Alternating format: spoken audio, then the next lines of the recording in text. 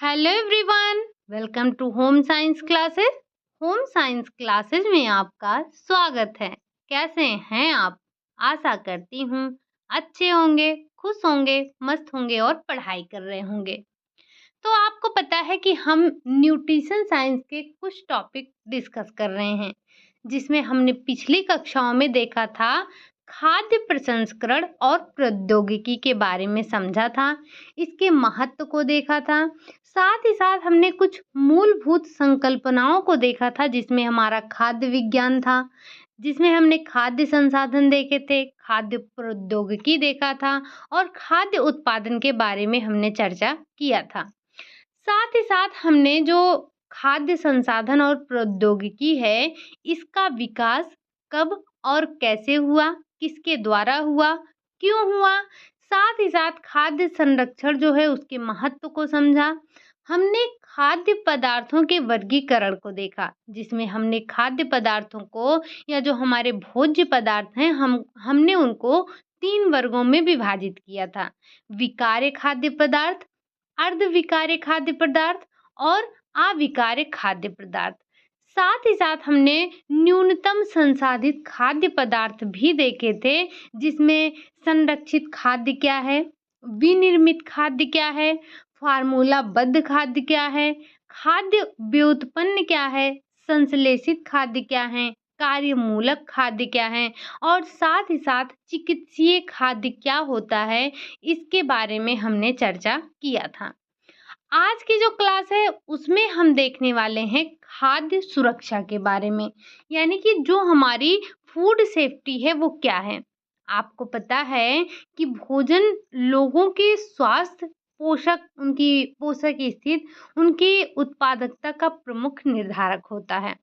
अब ऐसे में ज़रूरी ये हो जाता है कि जो आहार हम ले रहे हैं, जिन भोज्य पदार्थों का इस्तेमाल हम कर रहे हैं, वो आपके पौष्टिक और सुरक्षित होने चाहिए। उनकी सुरक्षा का हमें ध्यान रखना चाहिए। असुरक्षित भोजन से बहुत सारे जो खाद्य जनित रोग होते हैं, वो उत्पन्न हो जाते हैं। अब अगर हम बात करें तो वैश्विक स्तर पर खाद्य जनित रोग, सार्वजनिक स्वास्थ्य संबंधी प्रमुख समस्याएं आपको देखने को मिलती हैं। वर्ष 2005 में दस्त जैसे जो रोग हैं, दस्त जैसे रोगों से 18 लोगों की मृत्यु हुई थी। 18 लाख लोग जो थे उनकी मृत्यु हो गई थी। कैसे? दस्त की वजह से। और दस्त क्यों हो रहा था? क्योंकि उनके जो भोजन थे वो असुरक्षित थे। वो सुरक्षित भोज्य पदार्थ का सेवन नहीं कर रहे थे। तो भारत में राष्ट्रीय परिवार स्वास्थ्य सर्वेक्षण 2015 और 16 में ये बताया गया कि जो 5 वर्ष से कम आयु वाले बच्चे हैं, इनमें प्रतिवर्ष गंभीर दस्त से 9 लाख बच्चे समेत इसमें मृत्यु इनकी देखने को मिलती है। खाद्य जनित रोग केवल मृत्यु के लिए ही उत्तरदायी नहीं होते हैं। ऐसा नहीं है कि अगर किसी को खाद्य जनित जो असुरक्षित खाद्य पदार्थ खा रहे हैं, उससे सिर्फ उनकी मृत्यु ही होती है, बल्कि इसकी जो व्यापार और पर्यटन में भी हानि पहुंचती है, लोगों के धनार्जन में कमी आती है, बेरोजगारी और मुकदमेबाजी बढ़ते हैं। तो ये तमाम प्रकार की समस्याएं हमें देखने को मिलती हैं। तो इसी वजह से इन्हीं कारणों से वैश्विक स्तर पर खाद्य सुरक्षा और जो इसकी गुणवत्ता है, पहले तो हम खाद्य सुरक्षा देखेंगे, फूड सेफ्टी पहले हम देखेंगे, फिर बाद में देखेंगे खाद्य गुणवत्ता। सबसे पहले हमारे लिए ज़रूरी ये है कि हम खाद्य सुरक्षा को समझें। तो सबसे पहले हम समझ लेते हैं ये खाद्य सुरक्षा क्या होता है। खाद्य सुरक्षा का अर्थ होता है, खाद्य सुरक्षा का अर्थ है कि अपनी इच्छित उपयोग हेतु भोजन मानव उपयोग हेतु स्वीकार्य हो। मतलब हमें अपने ऐसे भोजन का उपयोग करना चाहिए जो मानव के लिए स्वीकार्य हो।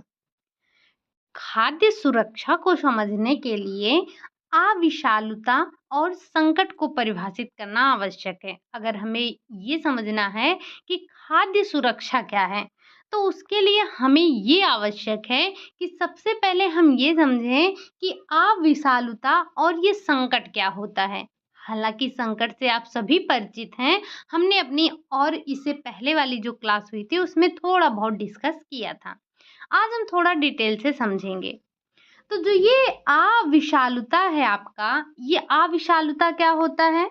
तो पदार्थ में किन्हीं परिस्थितियों में क्षति उत्पन्न करने की क्षमता होती है। जो पदार्थ है वो किसी परिस्थिति में जो पदार्थ में क्षति उत्पन्न करने की क्षमता होती है, जबकि जो संकट है, संकट वह सापेक्ष संभावना है जब पदार्थ को किसी प्रस्तावित ढंग या फिर और मात्रा में प्रयुक्त ना किया जाए तो उसके फलस्वरूप क्षति हो जाती है या फिर क्षति हो सकती है।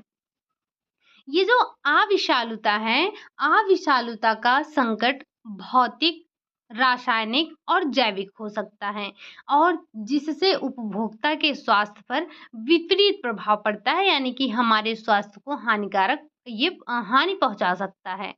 ये जो आप अविषालुता सुन रहे हैं, ये पदार्थ में किन्हीं परिस्थितियों में क्षत उत्पन्न करने की इसमें क्षमता होती है, किन्हीं भी परिस्थितियों में।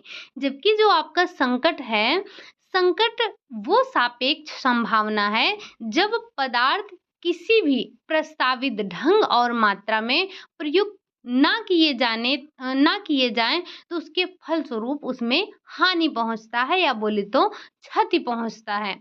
और ये जो अविषालुता है, अविषालुता का संकट भौतिक, रासायनिक और जैविक हो सकता है। ठीक? अब हम थोड़ा-सा अगर ये समझें कि भौतिक संकट क्या है और आपके एग्ज़ाम में रासायनिक संकट से आया था, शायद जब हमने ये देखा था जो आपका बीपीएससी टीआरई 2 हुआ था, उसी में शायद हमने देखा था। तो अब इसमें सबसे पहले हम ये देखते हैं कि भौतिक संकट आखिर है क्या? सबसे पहले जो भौतिक संकट यानी कि भौतिक संकट का कारक कोई भी भौतिक पदार्थ हो सकता है। भौतिक चीज़ें क्या होती हैं? वही जो आपको दिखती हैं, जिसे आप छू सकते हैं, वो आपका भौतिक संकट के अंतर्गत ही आता है। अब भौतिक संकट में कोई भी कारक आपका हो सकता है जो सामान्य रूप से खाद्य पदार्थों में नहीं पाया जाता है। मतलब आप ऐसे खाद्य पदार्थ में जो आपके ऐसे तत्व आकर मिल गए हैं जो हमारे खाद्य पदार्थ में नहीं होते हैं, तो वो आपके भौतिक संकट के ही अंतर्गत आते हैं जो आपके शरीर में रोग उत्पन्न कर सकते हैं, आपको आघात पहुंचा सकते हैं। आप इसमें होता क्या-क्या है? जैसे लकड़ी हो गया, लकड़ी क्या आपके खाने में होता है? नहीं, ये अलग से आकर मिलता है। पत्थर हो गया, कीट के अंश, सॉरी यहाँ पर मैंने इसको सही नहीं किया, ये कीट के अंश नहीं होंगे। जैसे कोई कील वगैरह हो गई, नट बोल्ट हो गए, ये सारी चीज़ें हमारे जब खाद्य पदार्थ में आकर सम्मिलित होती हैं, तो इन्हें हम भौतिक संकट के अंतर्गत रखते हैं। तो भौतिक संकट क्या होता है? वो संकट जो आप देख सकते हैं, जो कि आपके भोजन में नहीं पाया जाता है और वो आकर अलग से कहीं से मिल जाता है। जैसे आप मान लीजिए आप ये चावल जब बनाते हैं, तो जो उसमें कंकड़ मिलता है, कंकड़ हो गया, पत्थर हो गया, ये आपके क्या हैं? ये आपके भौतिक संकट होते हैं। गेहूँ में आपने देखा होगा छोटा-छोटा सरसों के जैसा होता है, जिसे हमारे यहाँ तो अकरी बोलते हैं, आपके यहाँ क्या बोलते हैं पता नहीं। तो गेहूँ में वो आपको सामान्य तौर पर देखने को मिल जाता है। तो ये भी आपका भौतिक संकट कहलाता है। जैसे हमारे खानों में अक्सर बाल मिल जाते हैं, तो ये हमारे क्या होते हैं? भौतिक संकट होते हैं। खाने में हमारे जो ये बीड़ी सिगरेट हो गया, कुछ आकर गिरना, बटन हो गया इनका गिरना, ये सारी चीज़ें आपके भौतिक के अंतर्गत आती हैं। अब ये आपकी बुक में ही दिया गया है, तो इसे हम एक फिगर के माध्यम से देखते हैं और समझते हैं थोड़ा-सा। ये हैं आपके खाद्य पदार्थों के भौतिक संकट। भौतिक संकट अभी तक आपको तो समझ में आ ही गया होगा कि भौतिक संकट क्या होते हैं। भौतिक संकट जैसे इसमें आपका आ गया पत्थर, जो हमारे बुक में है कील का अंश, ये कील का अंश नहीं, कीट का अंश नहीं, ये कील हो सकता है, कील हो गया, पत्थर के अंश हो गए, ईंट के टुकड़े हो गए, कुछ भी हो सकता है। लेकिन ये जो कीट है ना, ये कीट आपका जैविक संकट में आएगा, भौतिक में हम इसको नहीं रखेंगे। और आप देख भी सकते हैं, ये जो आपकी एनसीईआरटी बेस्ड बुक है, उसी उसी में से ये फिगर को लिया गया है। कल आप लोग में से कई लोग मुझसे पूछ रहे थे एनसीईआरटी बुक के लिए, तो जो एनसीईआरटी बेस्ड बुक आई है, वो अभी आई है, नई बुक है। ये मैंने तो मैंने तो सिर्फ़ 11th और 12th का ही देखा है और मेरे पास है, मैं आपको टेलीग्राम पर उसका फिगर ऊपर ऊपर का जो उसका कवर है, फ्रंट पेज है, उसको मैं आपको दिखा दूँगी, अगर आप देखना चाहते हैं। आप शायद हर जगह ये अभी मिल नहीं सकता है, क्योंकि मैंने यहाँ पर अभी 12th का ही लिया था और जहाँ से मैं लेती हूँ उनके पास अभी बुक है नहीं। हालाँकि मुझे जाना पड़ता है लेने के लिए कम से कम 20 किलोमीटर दूर, तो उनके पास था नहीं। अभी कल भी मैंने पता करवाया तो आया नहीं है। थोड़ी-सी प्रॉब्लम हो रही है, अभी ये मिल नहीं पाया है। लेकिन मैं आपको जो बुकें कह रही हूँ, ये आपको 9th से पढ़नी है। 9th, 10th, 11th, 12th, जैसे ये एनसीईआरटी बेस्ड तो अभी आई है, लेकिन उससे पहले जो हमारे यहाँ यूपी में जो चल रहा था एससी बोर्ड का, हमें उसको पढ़ना है। जैसे जो आपके राजीव प्रकाशन हो गए और एक पता नहीं कौन-कौन, कई प्रकाशन के हैं, अरिहंत के भी हैं बुक, तो कई प्रकाशन के बुकें हैं जो कि आपके उत्तर प्रदेश में पढ़ाई जाती हैं। तो वो पढ़ना आपके लिए इम्पोर्टेंट है। हालाँकि अगर आप नहीं लेंगे तब भी दिक्कत की बात नहीं है, क्योंकि जो आपकी यही एनसीईआरटी वाली बची है, बाकी जो आपके हमने थ्योरी की क्लासेस ली थी, वहाँ पर मैंने आपको काफ़ी चीज़ें कवर अप करवा दी हैं, जो कि आपके छोटे लेवल का हैं, लेकिन उनको पढ़ना आपके लिए ज़रूरी है। तो आप में से जो लोग भी 11th 12th की जो एनसीईआरटी बेस्ड जो बुक आई है, अगर उसको देखना चाहते हैं, तो टेलीग्राम पर आप जॉइन हो जाइएगा, वहाँ पर मैं आपको उसका कवर दिखा दूँगी और आप जाइएगा मार्केट में, वहाँ पर शायद आपको आसानी से मिल सके, अगर बुकें वहाँ पर अच्छी-खासी आती होंगी। मतलब बुकें आपके बराबर आती होंगी। आपको पता है कि जैसे जो ये हमारा होम साइंस है, इसकी बुकें भी बड़ी मुश्किल से हमें मिल पाती हैं। तो अगर 1 बार आप जाइए, 2 बार जाइए, अगर हो सकता है अगर वहाँ पर आप बोलें कि हमें एनसीईआरटी की बुक चाहिए, तो आपको नहीं मिलेगी। आप वहाँ पर ये जो हमारे यूपी बोर्ड की बुकें चलती हैं, वो कहकर माँगेंगे और नहीं बोलेंगे कि हमें नई वाली चाहिए, तो आपको मिल जाएगी। तो आप वहाँ से देखकर और ले सकते हैं। बुकें पढ़ना ज़रूरी है, मैं ये आपको बार-बार बोलती हूँ कि जो हमारे 9th, 10th, 11th, 12th ये 4 क्लास की बुक हैं, इन्हें पढ़ना ज़रूरी है, ठीक? ये चीज़ें आपकी ये जो चीज़ें हैं, ये आपको आपकी बुक में नहीं मिलेंगी। जैसे जो आपके बड़े राइटर की बुक हैं, आप एक-एक ब्रांच की बुक लेते हैं, वहाँ पर ये देखने को नहीं मिलेगा, जो ये है। ये आपको जो बुक है एनसीईआरटी की वहाँ से मिलेगी, वहाँ पर ये आपको देखने को मिलेगा और वहीं से मैंने इसको लिया भी है। तो हम थोड़ा-सा यहाँ पर समझते हैं क्या भौतिक संकट। हालाँकि हमने समझ लिया कि भौतिक संकट क्या है, अब थोड़ा-सा हम इसमें ये देख लेते हैं कि कौन-कौन से हैं। तो एक तो आपने देख लिया कि पत्थर हमारा जो है ये भौतिक संकट में आता है, बाल जो है ये भी आपका, और ये बाल का उदाहरण तो हमें देने की आवश्यकता ही नहीं है। आपको पता है कि ये आ गया है बरसात का मौसम और इस मौसम में बाल हमारे ऐसे गिरते हैं मानो कि जैसे वो आपने देखा होगा अप्रैल लास्ट मार्च या अप्रैल में महुआ गिरता है। महुआ है आपके यहाँ? जैसे महुआ गिरता है ना, उसी तरह से हमारे बाल भी हो गए हैं कि बस गिरते ही जा रहे हैं, गिरते ही जा रहे हैं। तो ये खाने में हमारा बाल मिलना ये बहुत आम-सी बात हो गई है। आए दिन आपको देखने को मिलता ही रहता है। बाकी रही बीड़ी या सिगरेट हो गया, बटन हो गए, आपने देखा होगा कि क्या होता है, बटन कभी-कभी खाने में टूट के गिर जाता है। रेशेदार हो गए, ये रेशेदार जूट हो गए, ये भी देखने को मिलते हैं। कील या नट बोल्ट देखने को मिलता है।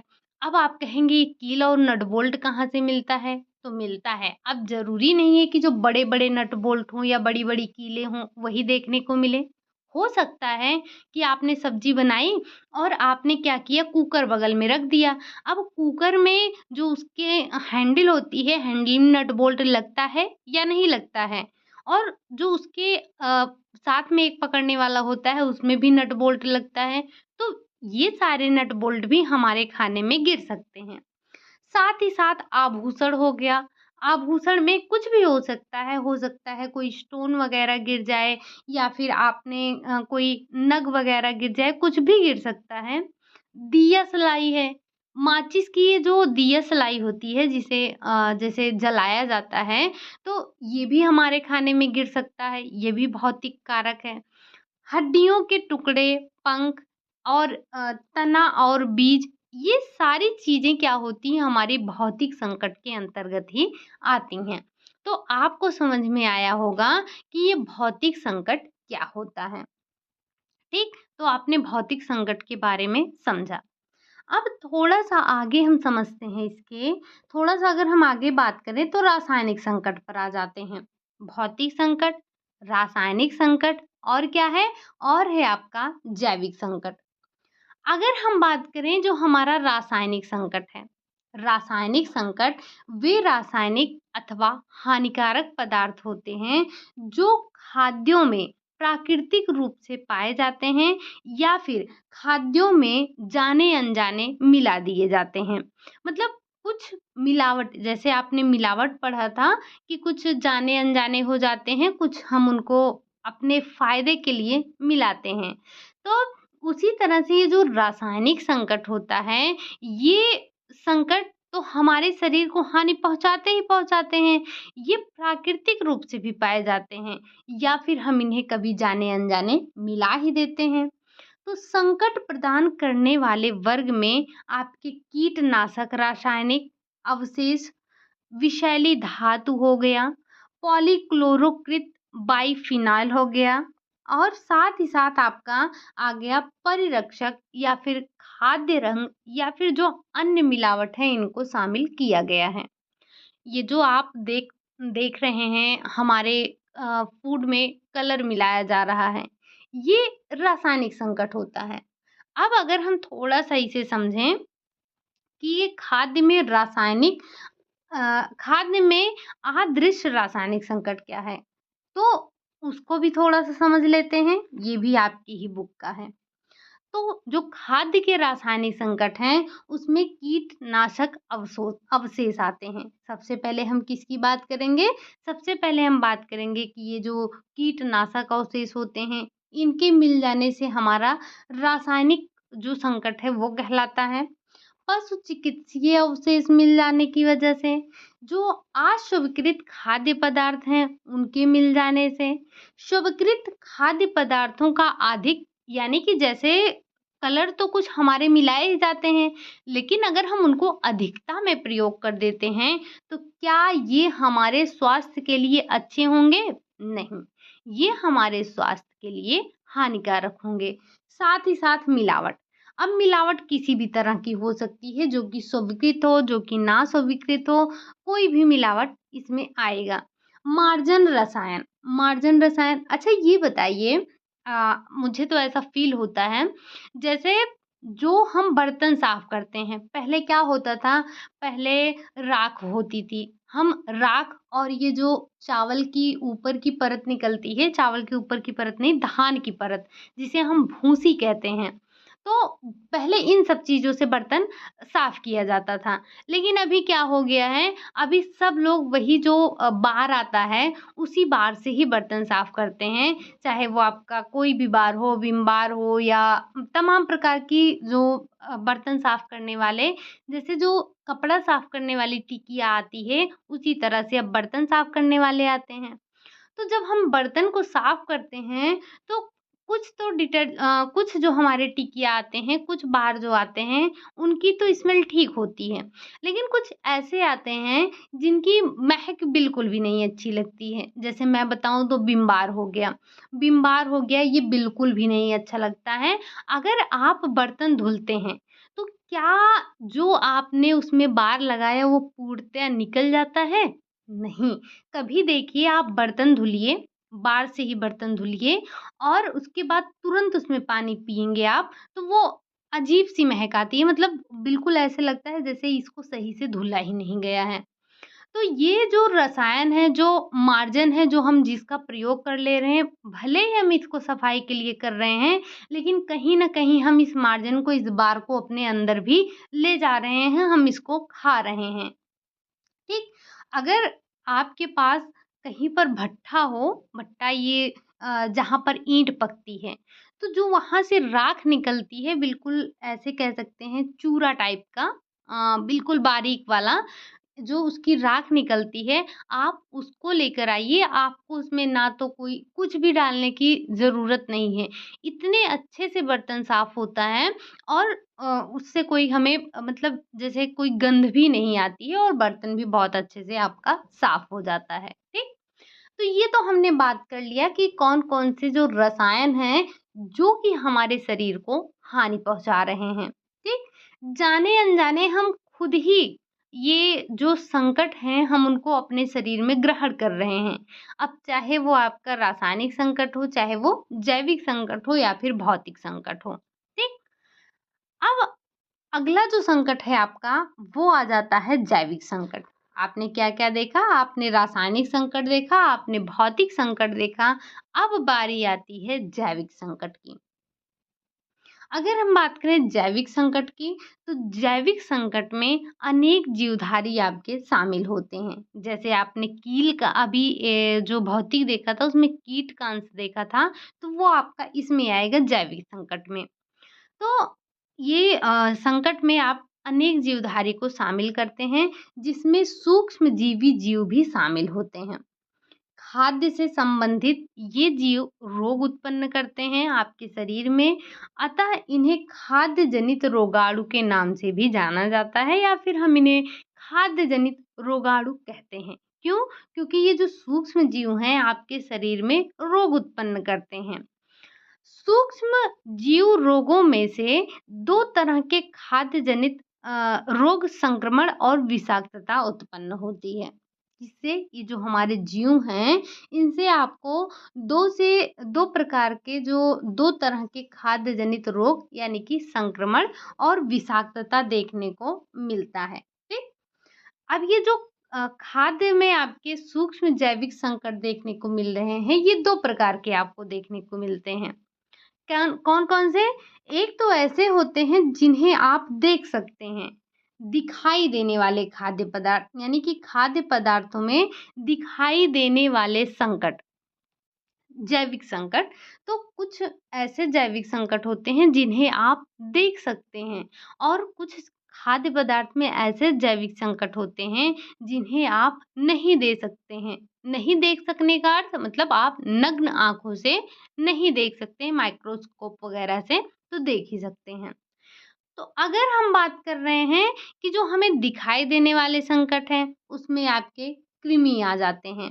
ये कृमि आपको इसका सबसे अच्छा उदाहरण देखने को मिलेगा कि जो आप देखिए चावल है, चावल को काफ़ी दिनों का मतलब ये हो गया कि आप 1 महीने या 1.5 महीने तक रख दीजिए खुले में, उसमें ऐसे थोड़ी सीलन-वूलन लग जाए, उसे आप पैक करके मत रखिए, उसमें आप कोई दवा भी मत डालिए, तो देखिए छोटे-छोटे उसमें कीड़े पड़ जाते हैं। तो ये आपके होते हैं जैविक संकट।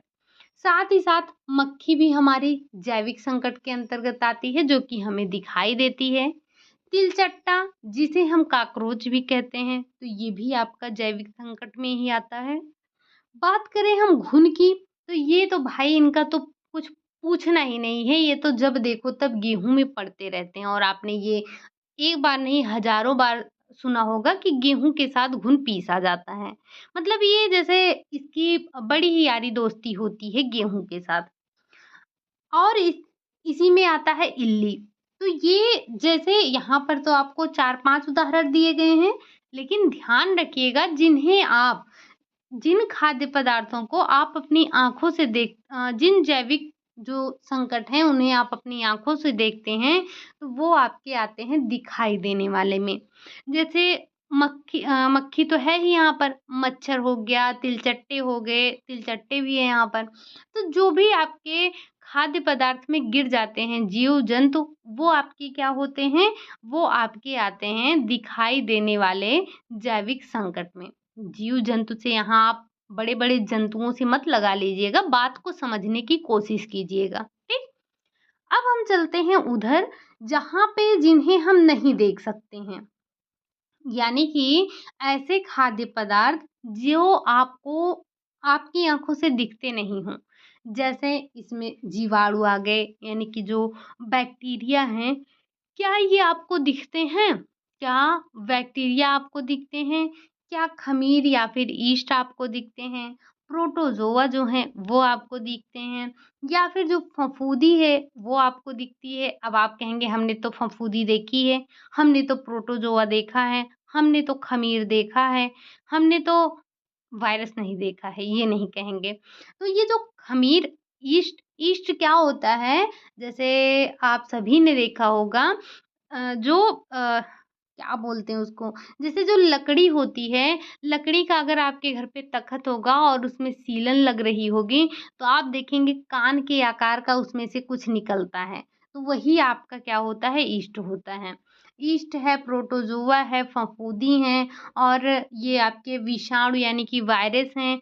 ये सारी चीज़ें आप नग्न आँखों से नहीं देख सकते हैं। तो ये सारी चीज़ें जब हमारे भोज्य पदार्थों में मिलते हैं, तो इन्हें हम ना दिखाई देने वाले सूक्ष्म जैविक संकट के नाम से जानते हैं, ठीक?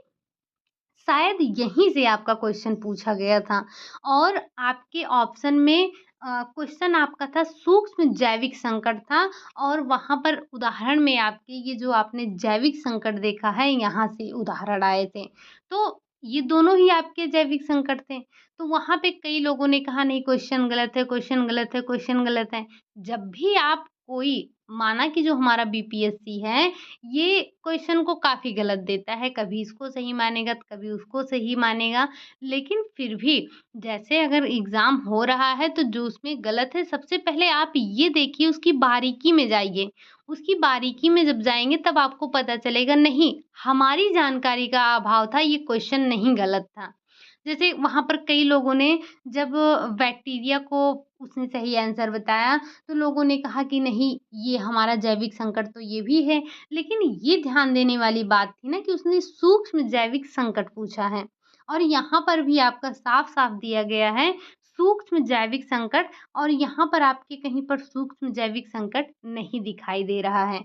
तो वहाँ से शायद 2 ऑप्शन यहाँ से कहीं से था और 1 ऑप्शन आपका ये बैक्टीरिया था, ठीक? तो जब आप चीज़ों को बारीकी से पढ़ेंगे, जब भी कोई किसी भी स्टेट का एग्ज़ाम होता है, आपको लगता है कि नहीं ये क्वेश्चन जो है गलत है मुझे मैं सही हूँ, ये क्वेश्चन गलत दिया गया है या इन्होंने जो आंसर की निकाली है ये गलत है। तो सबसे पहले आपको उसको बारीकी से अध्ययन करना है। जब आप बारीकी से अध्ययन करेंगे, चीज़ों को देखेंगे, समझेंगे, तो जहाँ आपका 10 क्वेश्चन आपको लग रहा था कि उसने गलत दिया है, जैसे जो बीपीएससी का एग्ज़ाम हुआ था, अगर आपको लग रहा है कि 10 क्वेश्चन इसने गलत दिया है, तो यकीन मानिए जब आप अच्छे से चीज़ों को एनालाइज़ करेंगे, चीज़ों को अच्छे से समझेंगे, तो वहाँ पर आपको 5 क्वेश्चन मुश्किल हो जाएगा गलत साबित करना उसको, ठीक? तो चीज़ों को थोड़ा डिटेल में पढ़ना चाहिए, चीज़ों को ध्यान रखकर पढ़ना चाहिए। इस चीज़ को आप नोट करिएगा कि जैविक संकट कौन से हैं और सूक्ष्म जैविक संकट कौन से हैं, ठीक? आगे बढ़ते हैं हम। आगे आपका आता है क्या?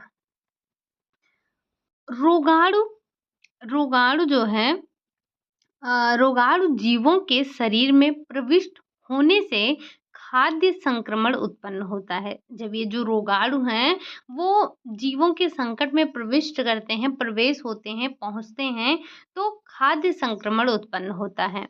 रोगाणु शरीर में पहुंचकर अपनी संख्या को बढ़ाते हैं, अपनी संख्या में बढ़ोतरी करते हैं। फलस्वरूप शरीर जो है हमारा वो रोगग्रस्त हो जाता है। साल्मोनेला ये जो साल्मोनेला है ये इसी का उदाहरण है। साल्मोनेला जीव जंतुओं के आंत क्षेत्र में विद्यमान होते हैं। तो ये जो साल्मोनेला हैं ये जीव के किस क्षेत्र में होते हैं? तो आंत क्षेत्र में होते हैं। या हम ऐसे पूछें आपसे कि जीव के आंत क्षेत्र में कौन विद्यमान होता है? तो साल्मोनेला होता है, ठीक? कच्चा दूध हो गया और अंडा हो गया, इसके स्रोत होते हैं। कच्चे दूध या अंडे को गर्म करने पर साल्मोनेला जो होता है वो नष्ट हो जाता है, लेकिन अपर्याप्त पाक क्रिया से कुछ संक्रमणकारी जो जीव होते हैं वो बच जाते हैं। ये तो जब आप पकाते हैं दूध या अंडे को गर्म करते हैं तो ये जो साल्मोनेला है ये तो नष्ट हो जाता है, लेकिन अपर्याप्त पाक क्रिया से कुछ संक्रमणकारी जो जीव होते हैं वो बचे रह जाते हैं। प्रायः साल्मोनेला पार संदूषण से फैलता है और यह पार संदूषण एक मान लीजिए एक तख्ता है, तख्ते पर मुर्गी या मुर्गे के या हम मांस का टुकड़ा मान लें, मांस के टुकड़े को काटें और बिना तख्ते को आप साफ किए हुए उसको ऐसे उस पे भोज्य पदार्थ आप काट रहे हैं जिनको आपको पकाना नहीं है, जिनको आपको पकाने की आवश्यकता नहीं है, तो ये आपके जैसे इसके अंतर्गत सलाद आ जाता है। ठीक। अब खाद्य संक्रमण रोग साल्मोनेला बहुत तेजी से अपनी संख्या में वृद्धि करते हैं और ये प्रत्येक 20 मिनट में अपनी संख्या के 2 गुना हो जाते हैं। जैसे आपने तख्ते पर कुछ काटा, मुर्गा या मुर्गी या जो भी मांस का टुकड़ा काटा, तो उससे साल्मोनेला फैलता है। अब आपने ऐसे खाद्य पदार्थ को वहाँ पर काट दिया जिसे ना तो आपको धुलना है, ना तो आपको पकाना है। अगर आप इसे ले जाकर पकाएँगे, फिर तो ये नष्ट हो जाता है। लेकिन समस्या तब उत्पन्न होती है जब आप ऐसे खाद्य पदार्थों को काटते हैं जिनको आपको पकाना ही नहीं होता है। हम सलाद धोकर तब काटते हैं, हम उसको पकाते नहीं हैं। ठीक? तो ये आपने समझा क्या?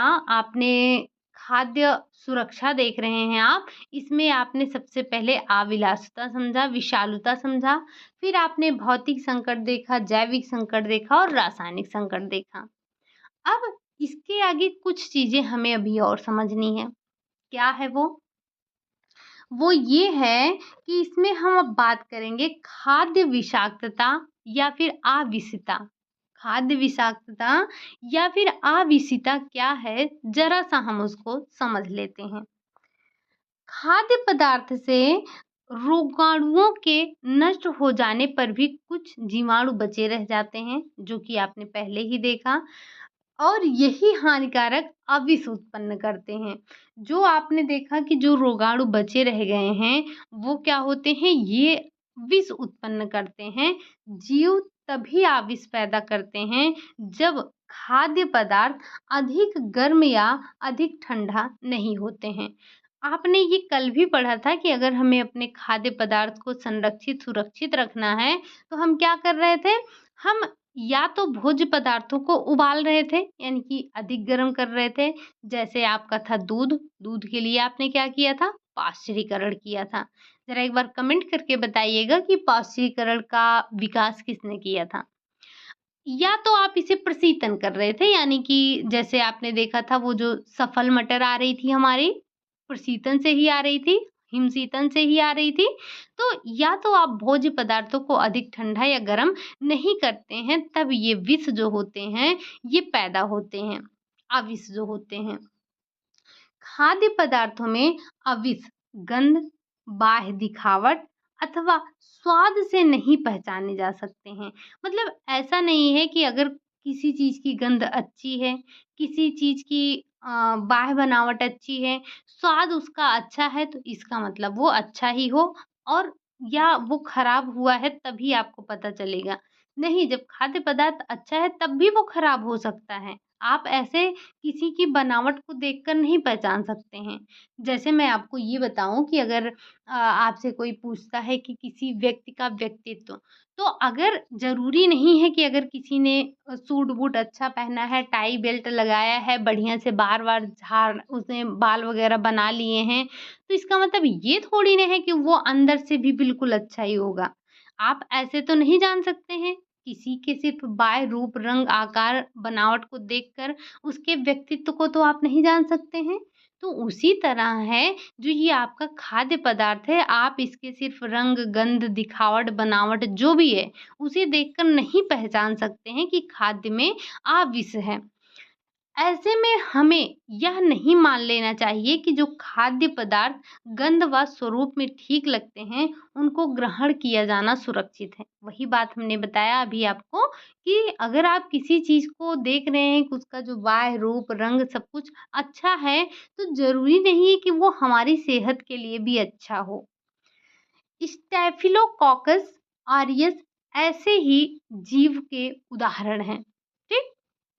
अगर हम बात करें, ये जो स्टेफिलोकोकस है आपका, स्टेफिलोकोकस ऑरियस जैसे जीव वायु, धूल और जल में पाए जाते हैं। कहाँ पाए जाते हैं?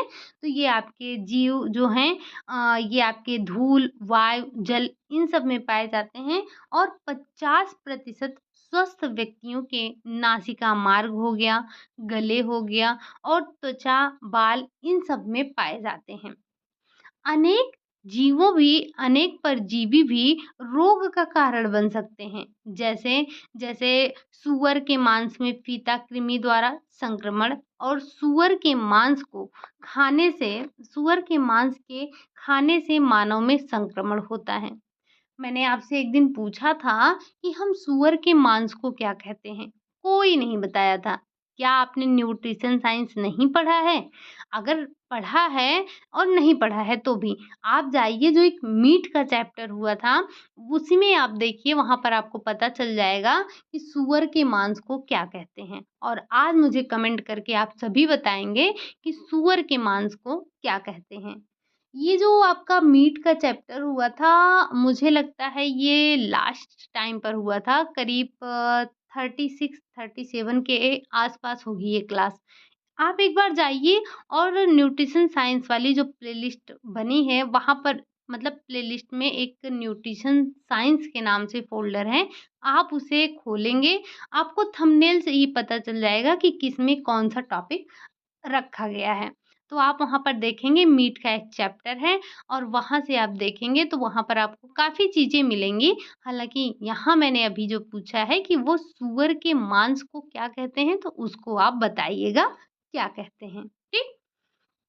अब ये तो आपने बात किया कि ये जो अविषाक्तता है या फिर जो विषाक्तता है या फिर अविषता है, ये क्या होता है? अब आपको पता है कि जो खाद्य हैं, खाद्यों से होने वाले अनेक संकट के अंतर्गत आपने जैविक संकट, खाद्य जनित रोग के प्रमुख कारण देखे हैं। आपने ये भी देखा कि खाद्य सुरक्षा के सभी प्रयासों के बाद भी जो जैविक खाद्य जनित रोग है, ये गंभीर विषय बन गया है। इसके साथ ही नए रोगाणु निरंतर उत्पन्न होते रहते हैं। नए-नए आपने देखा होगा रोग उत्पन्न होते रहते हैं। रोगाणुओं के उत्पन्न होने के लिए कई कारक होते हैं, जैसे मानव परपोषी, जंतु परपोषी, मानव और स्वयं रोगाणुओं के साथ उनकी जो परस्पर क्रिया होती है, पर्यावरण जिसमें वे भोजन को उत्पन्न करते हैं, उत्पादन करते हैं, उनका संसाधन, भोजन पकाना, परोसना, उनको भंडारित करना, ये सारी चीज़ें आती हैं। जैसे अगर हम माने तो कुपोषण, कुपोषण क्या है? कुपोषण आयु और अन्य परिस्थितियों के कारण परपोषी की संवेदनशीलता में परिवर्तन लाने का एक अविद्य यानी कि जनसंख्या में नए रोग ला सकता है। तो ये कई पहलू होते हैं, जैसे इसमें आप ये देख सकते हैं, जो आपके खाद्य पदार्थ हैं, जैसे जीवों में जो आनुवांशिक विनिमय है या फिर उत्परिवर्तन नए प्रबोधन पैदा करते हैं, जिसमें जो रोग हैं, रोग उत्पन्न करने की क्षमता होती है।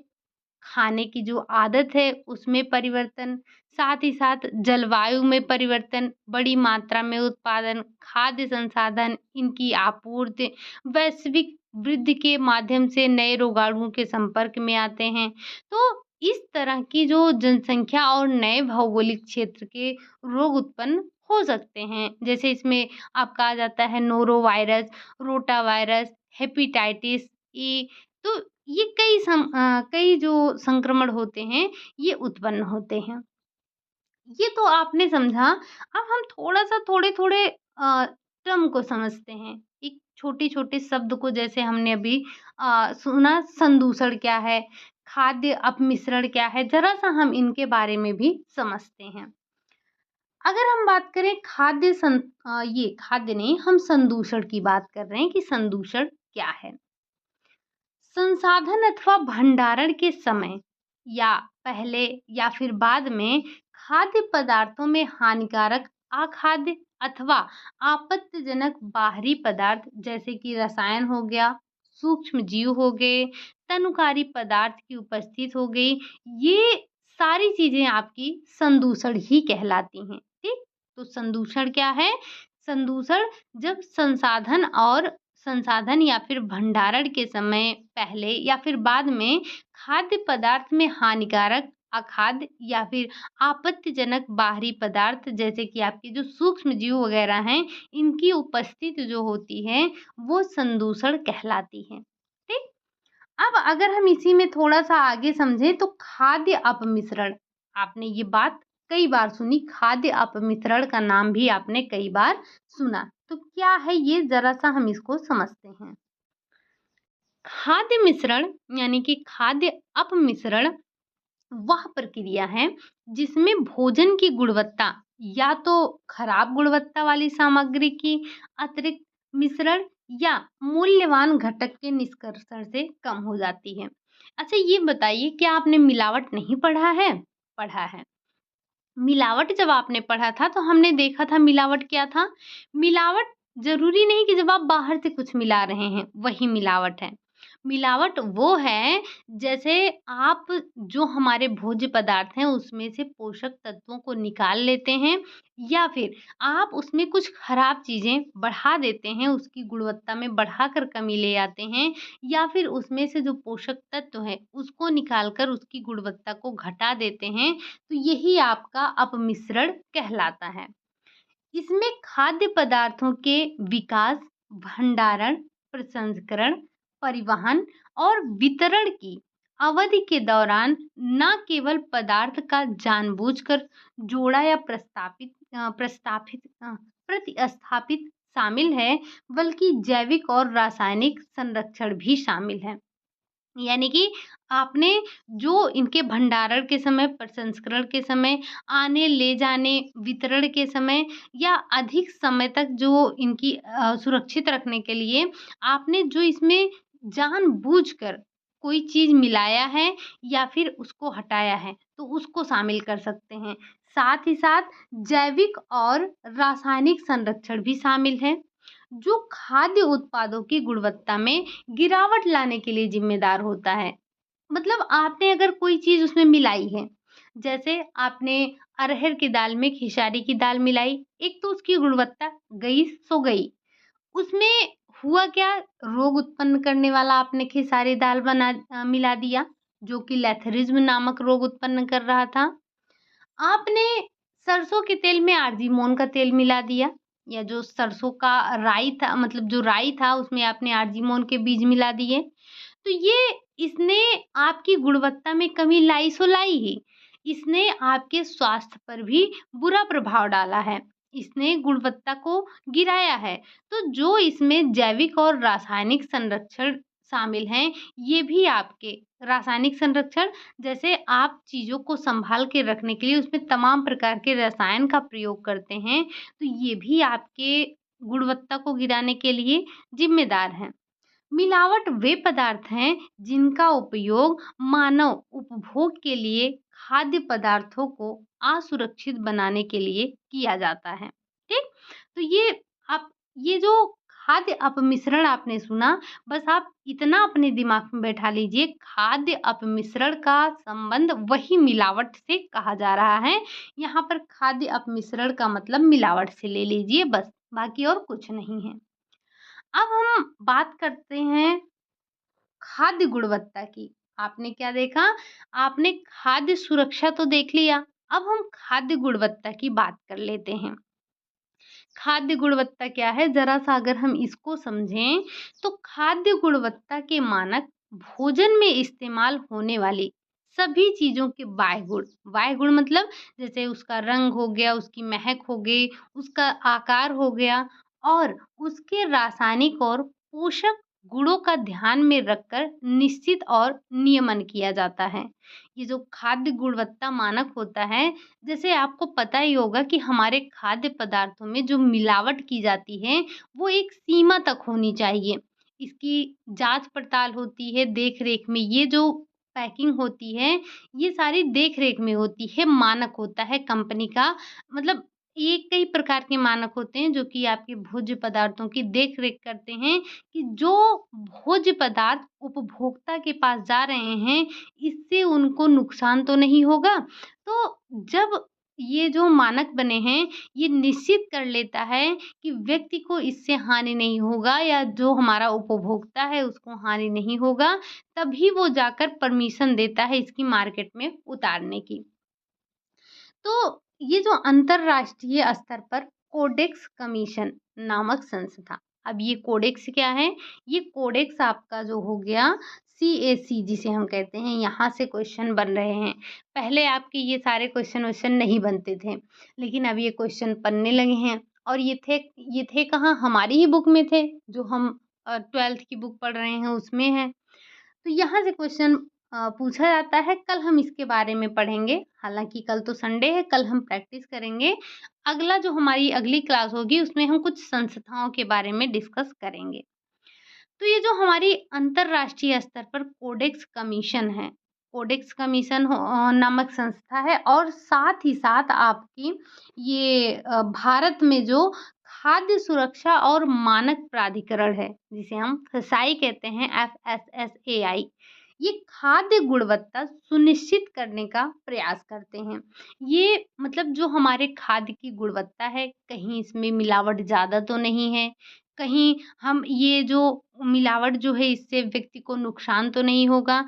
तो ये इन सारी चीज़ों को सुनिश्चित करता है। कौन? एक अंतर्राष्ट्रीय पर स्तर पर जो आपका कोडेक्स है सीएसी, और हमारे भारत में जो FSSAI है, ये क्या करते हैं? ये खाद्य गुणवत्ता सुनिश्चित करते हैं कि जो इसमें ये हमारे खाद्य पदार्थ हैं, इसकी गुणवत्ता को सुनिश्चित करने का कार्य करते हैं। भारत में ये खाद्य सुरक्षा और मानक अधिनियम जो कि FSSAI है, 2006 द्वारा अधिनियमित किए जाते हैं। खाद्य गुणवत्ता में नकारात्मक गुण भी शामिल हैं, जैसे जैसे सड़ना, संदूषण, अपमिश्रण, खाद्य सुरक्षा खतरे और साथ ही सकारात्मक गुण भी शामिल हैं, जैसे कि रंग, गंध, इनका बनावट। तो जो ये हमारे आपने जो देखा खाद्य गुणवत्ता में सिर्फ आप सकारात्मक चीज़ों को नहीं, नकारात्मक चीज़ों को भी देखते हैं।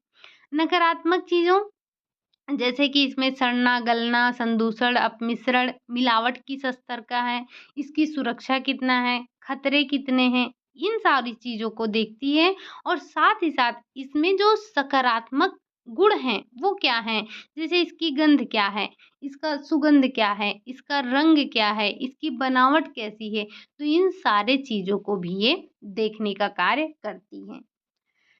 ये एक परिपूर्ण संकल्पना है जो जो पोषक विशेषताओं, संवेदनशील गुणों जैसे कि रंग, बनावट, आकार हो गया, स्वाद, रुचि, गंध, सामाजिक सोच, विचार और सुरक्षा जैसे कारक संबद्ध करती है।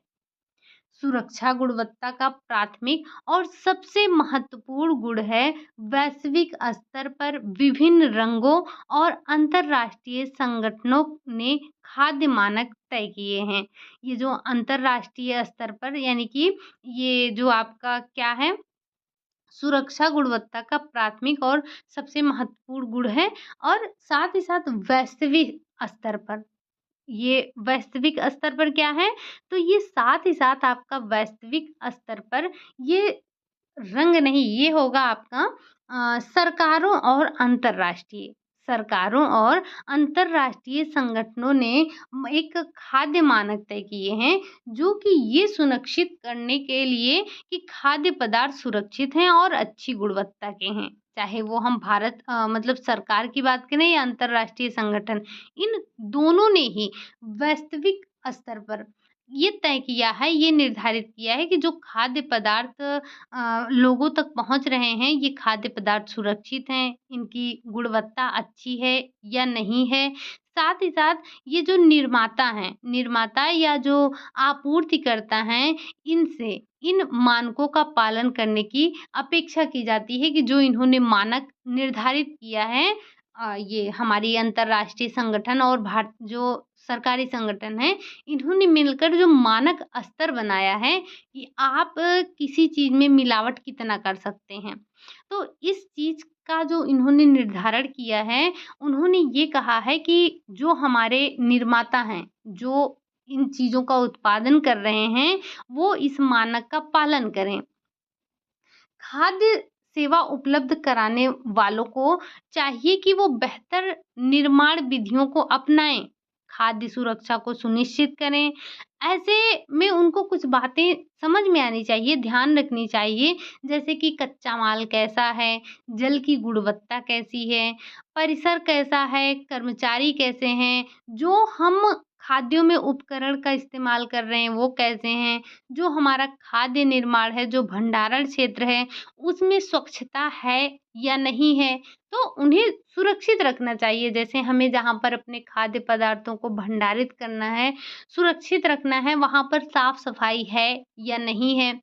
साथ ही साथ उपयुक्त ताप पर खाद्य पदार्थों को उन्हें संरक्षित करना चाहिए ताकि चीज़ें खराब ना हो, खराब चीज़ें उपभोक्ता तक ना पहुँचे। तो और खाद्य स्वास्थ्य विज्ञान का भी उनको ध्यान रखना चाहिए कि कैसे हम लोगों को अच्छी चीज़ें पहुँचा सकें, बेहतर सेवा के तरीके उनके पास होना चाहिए। तो ये कुछ बातें होती हैं जिसे एक जो निर्माता होता है, जो किसी चीज़ का उत्पादन कर रहा है, उसको ये सारी चीज़ें ध्यान रखनी चाहिए, इन सारी बातों का ध्यान होना चाहिए। ये तो आपने देख लिया कि जो ये खाद्य गुणवत्ता क्या है, खाद्य की गुणवत्ता क्या है। अब थोड़ा-सा हम समझते हैं खाद्य मानक के बारे में। खाद्य मानक क्या है?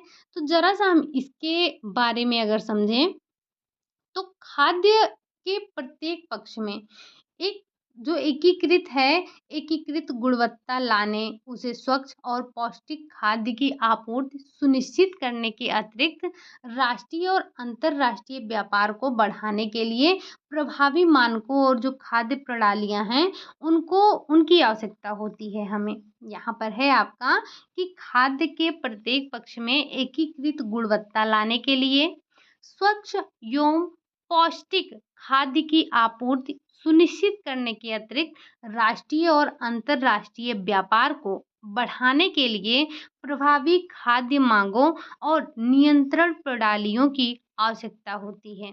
मानकों के हमने 4 स्तर बनाए हैं।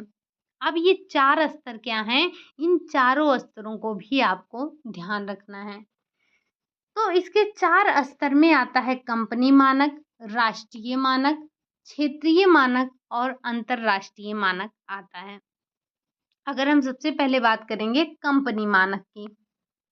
कंपनी मानक क्या है? तो ये कंपनी द्वारा अपने स्वयं के उपयोग के लिए बनाए जाते हैं और सामान्य तौर पर ये राष्ट्रीय मानक की नकल होती है।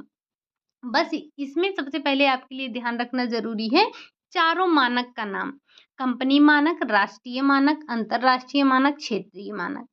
तो ये जो कंपनी मानक है, ये कंपनी द्वारा अपने स्वयं के उपयोग के लिए बनाए जाते हैं और ये आम तौर पर सामान्यतः आप देखने को मिलेगा तो ये राष्ट्रीय मानकों की नकल होते हैं। अब ये राष्ट्रीय मानक क्या है? तो ये राष्ट्रीय मानक संगठन द्वारा निकाले जाते हैं। संगठन होते हैं, उन्हीं संगठनों के माध्यम से ये राष्ट्रीय मानक को निकाले जाते हैं। अगला है आपका क्षेत्रीय मानक। अब ये क्षेत्रीय मानक क्या है? तो सामान्य भौगोलिक, जलवायु इत्यादि वाले क्षेत्रीय समूहों के कानूनी मानकीकरण संगठन होते हैं। ठीक? लास्ट आपका आता है अंतर्राष्ट्रीय मानक। अंतर्राष्ट्रीय मानकीकरण संगठन और ये जो कोडेक्स आपने नाम सुना, ये आपने जो समझा अंतर्राष्ट्रीय मानकीकरण संगठन ISO, ठीक। दूसरा है आपका कोडेक्स CAC, अंतरराष्ट्रीय मानक प्रकाशित करते हैं। ये दोनों ही मिलकर अंतरराष्ट्रीय मानक संगठन का अंतरराष्ट्रीय मानक को प्रकाशित करते हैं। ठीक, तो ये आपने देखा खाद्य मानक। अब अभी आपको क्या पढ़ना है?